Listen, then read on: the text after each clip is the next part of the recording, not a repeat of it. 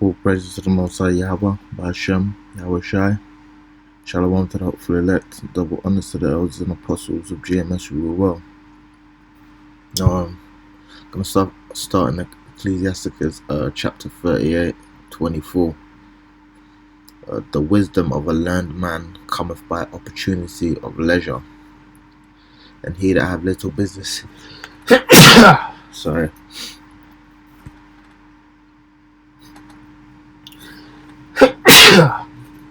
and he that have little business shall become wise. How can he get wisdom that holdeth the plough, and that glorieth in the goad, that driveth oxen, and is occupied in their labours, and whose talk is of bollocks? He giveth his mind to make furrows, and is diligent to give the kind fodder. So every carpenter and workmaster that laboureth night and day, and they that cut and grave seals, and are diligent to make great variety, and give themselves to counterfeit imagery, and watch to finish a work.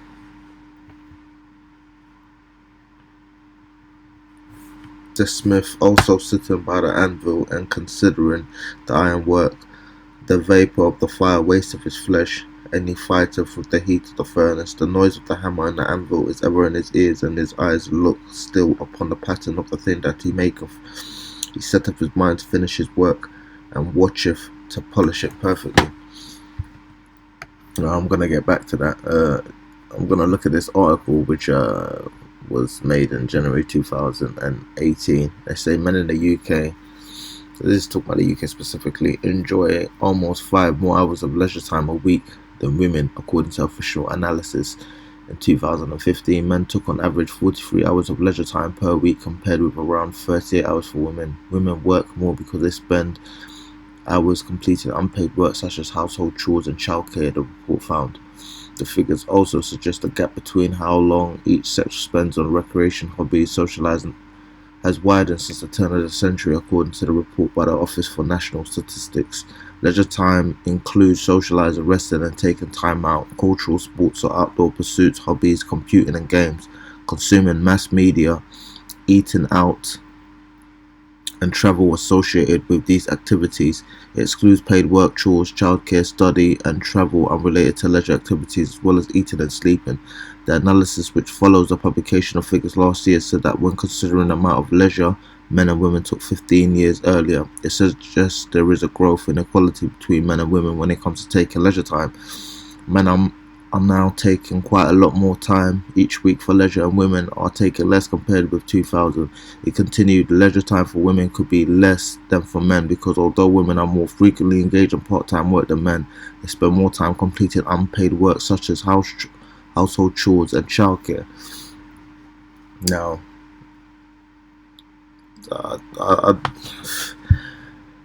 women actually, from what I've seen, most women have more time than men. It's just they spend more time doing pointless stuff. They say it's childcare and stuff like that, but I've seen a lot of women who sit there and their house is dirty, and they're chilling watching TV. They don't use their time effectively. A man will go, say for example, a man goes in a store.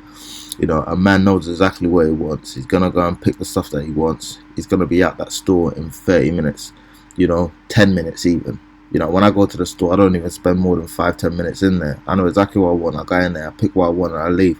Women tend to graze, like cows. Just basically wasting their time doing things. They take their time doing things that a man would just, a man's more of a point and shoot. Women, tend to spend more time doing pointless things.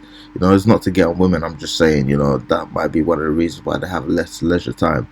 And men tend to use, and not all men tend to use their leisure time more effectively, because it says a man who has little business shall become wise. So if you're always occupied in work, and I've seen it, people are always constantly working, they're always preoccupied with money, getting money, always being busy. And there's a saying, busy doing nothing. There was this chick who was bragging about she got 4 jobs. And I hear that a lot of times with people, and people will always be bragging about how they're busy doing this and doing that, and when you really talk to them, they don't have any wisdom. A lot of the times you might speak to somebody who's homeless, and they have more wisdom than, you know, a lot of these people who are occupied with earning money, because that's all that consumes them, you know, earning money and being so-called successful in this society which is crumbling. And it just shows that, you know, people are just preoccupied with the wrong thing, because at the end of the day you're laboring for nothing, you know, you're laboring for debt notes. You know, this money doesn't mean anything, and they're gonna show you it doesn't mean anything when, you know, everything goes digital, and they're slowly showing you it doesn't mean anything because they're telling you, you know, the money's got so-called coronavirus on it, you know, there's a shortage of coins, you know, the coins are dangerous and spread via COVID. So it's like these people are really laboring for nothing, and that's not what an intelligent person does. You know, you wanna labor and save your riches up in heaven, where neither moth, you know, no decay, no rust can get to them. And I'm paraphrasing that scripture, you know. But you're supposed to, you know, you're supposed to. Well, let me get that real quick.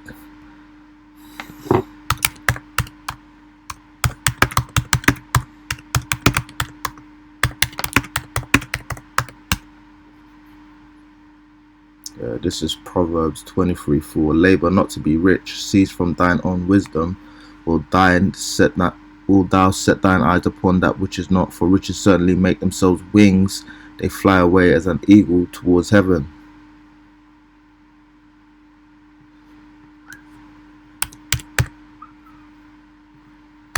You know, that's a good scripture, but it's not exactly the scripture. There it is. This is Matthew 6:19. Lay not up for yourselves treasures upon earth, where moth and rust doth corrupt, and where thieves break through and steal. But lay up for yourselves treasures in heaven, where neither moth nor rust doth corrupt, and where thieves do not break through nor steal. For where your treasure is, there will your heart be also. So it just shows that these people's hearts and minds, you know, and your heart is your mind, is preoccupied with, you know, the woes of this world, you know, the worries of this world, you know, getting the money, so on and so forth. And it really doesn't mean anything, because at the end of the day, you can labor for a car and then you crash it. You can labor for your house and then it burns down. You know, when you labor for riches, you know, and I mean the true riches, which is, you know, the scriptures and the wisdom, you know, no one can really take what's in your mind, you know, for the most part.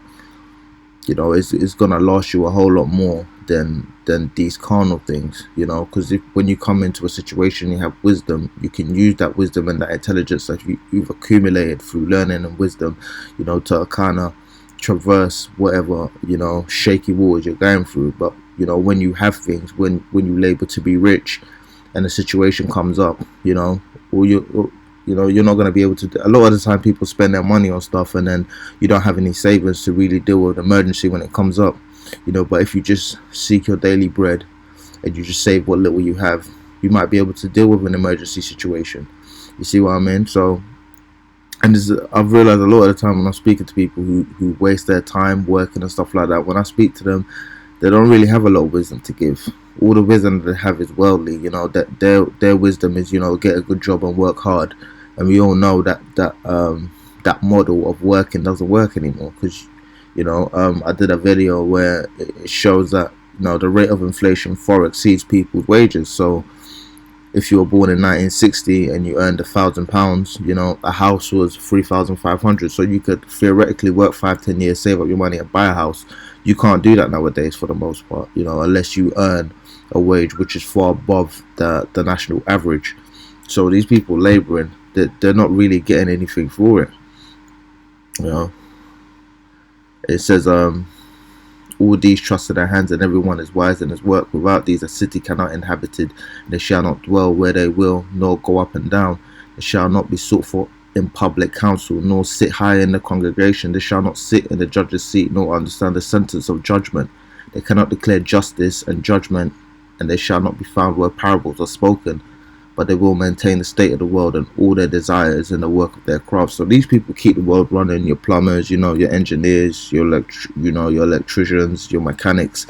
Without them, the world wouldn't keep going. But when people seek counsel, they don't go to these type of people. Even if you look at how Esau runs his kingdom, you know, when they need somebody to understand the psychology of their people, when they're doing their little campaigns and that, they don't go to mechanics. They go to people who major in psychology and who basically sit at home reading and chilling the whole day, understanding psychology and stuff like that.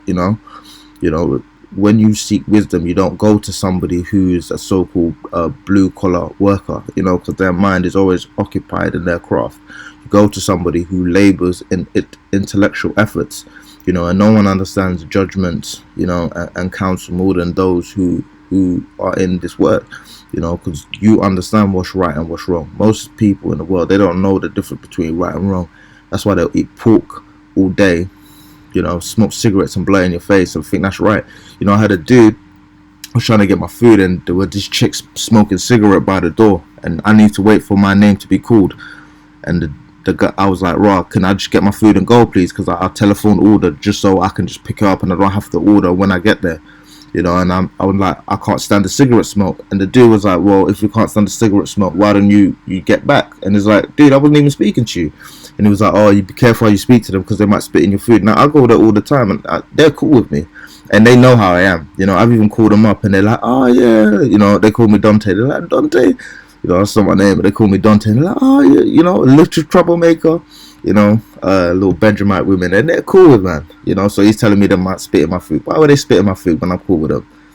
So Jake likes to butt his nose in, but he doesn't really understand wisdom, because he's telling me if I have a problem, I should move from the cigarette smoke.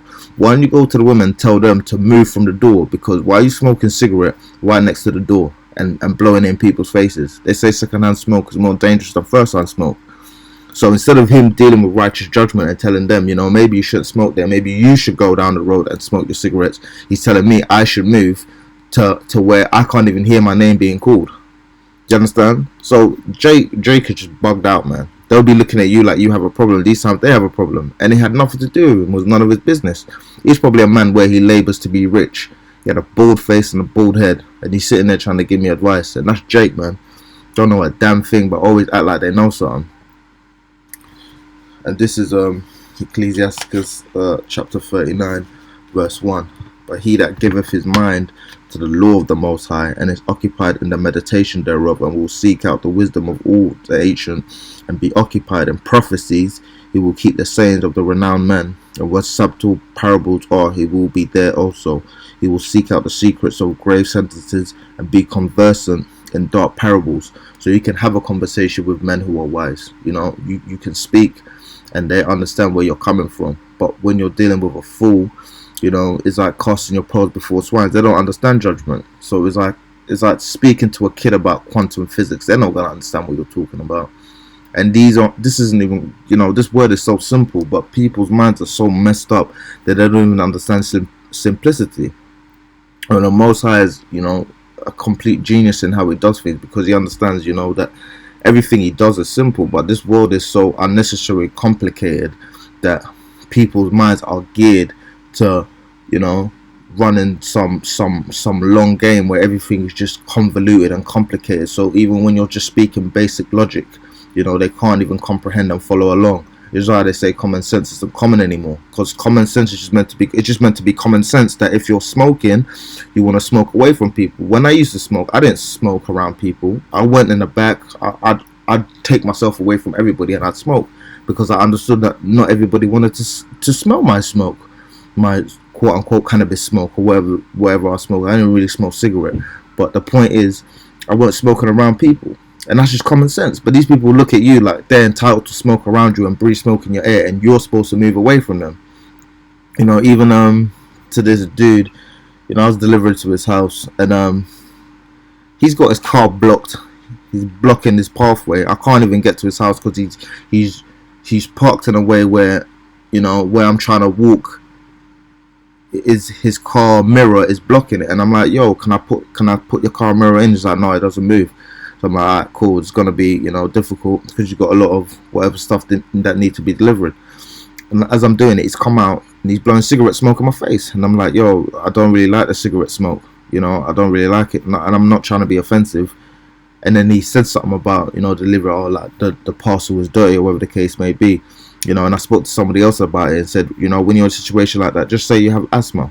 Because when you say things like that, people get instantly defensive because they're just dumb. You know what I mean? You can't speak to them righteously because they get all defensive. And that's pretty much it, all praise to the Most High, Yahweh, Ba'ashem, Yahweh Shai. Double honors to the elders and apostles of Jim, as we will well. Shalom to the elect.